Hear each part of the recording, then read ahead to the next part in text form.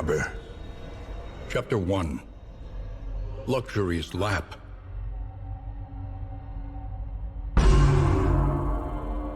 Born into money and married into more, she spent her days on horseback and her evenings in the ballroom. She was the object of her husband's boorish lust and drunken temper, placating his worst tendencies with a veneer of gracious deference, all the while indulging murderous fantasies of freedom and the fortune that would soon be hers.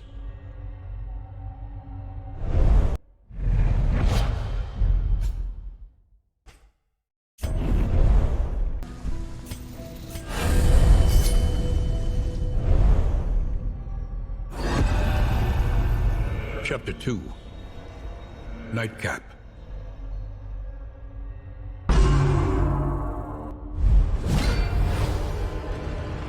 Night after night of disrespect and abuse, enough was enough.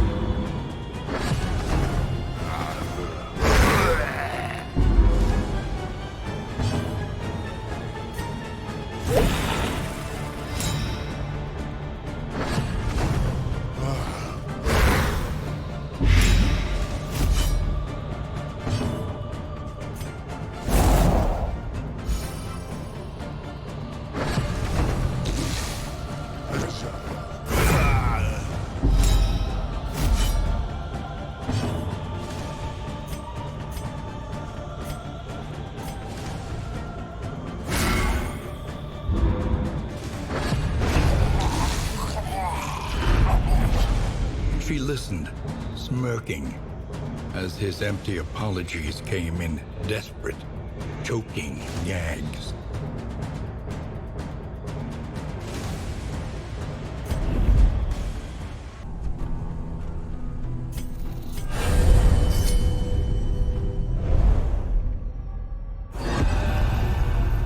Chapter 3. Embarrassment of riches.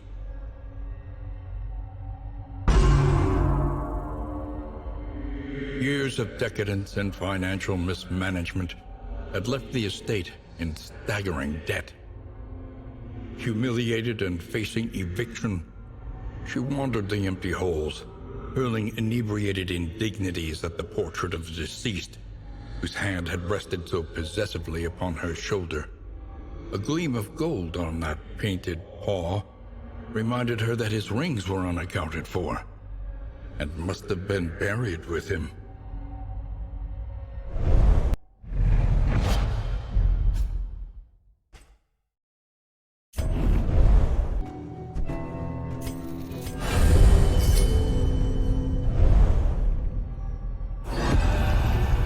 Chapter 4. Filthy Rich.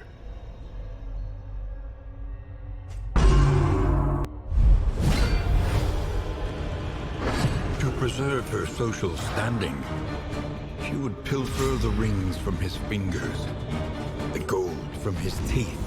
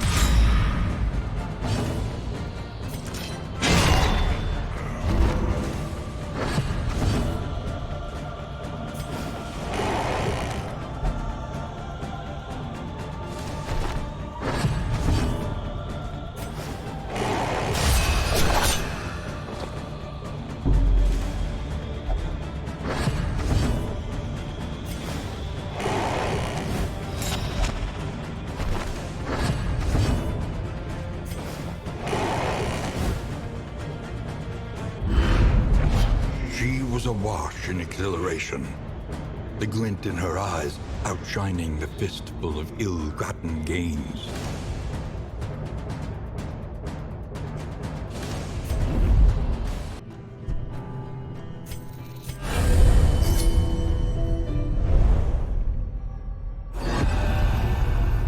Chapter 5. The After Party.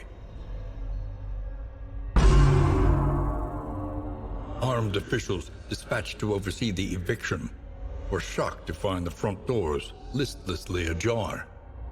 The lavish carpets were lousy with dirt and leaves. A heap of heirlooms gleamed on the ballroom floor, rings and brooches in a careless pile. The lady of the manor, however, was nowhere to be found.